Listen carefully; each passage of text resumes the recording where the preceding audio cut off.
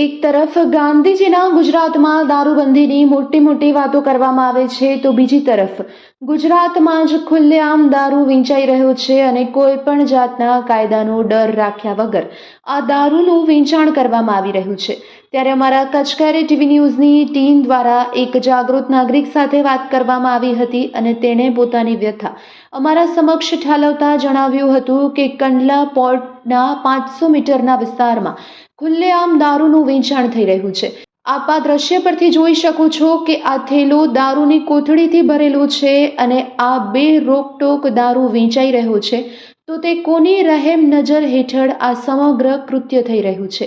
આ અંગે લાગતા વળગતા તંત્ર દ્વારા યોગ્ય કાર્યવાહી કરવામાં આવે અને દારૂના દૂષણને ડામવામાં આવે તે અત્યંત જરૂરી બની ગયું છે।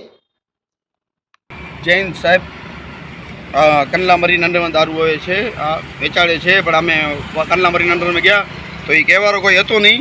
આ થેલીયું વિશે ને વિશે દારૂ વેચાવે છે, પણ કોઈ કહેવાનું નથી। અમે મગજમારી કરી, વાત કરી તો એ કહે છે કે તમે ઓને કરી જાઓ, કોઈ કહેવાનું નથી, કોઈ વસ્તુ ઉપાડવાનું નથી, દારૂ વેચાય છે ખુલ્લેઆમ કંડલા મરીન અંડરમાં જા।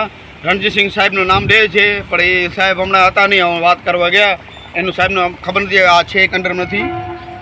કંડલા પોર્ટના બાજુમાં 500 મીટર દાયરામાં વેચાય છે દારૂ।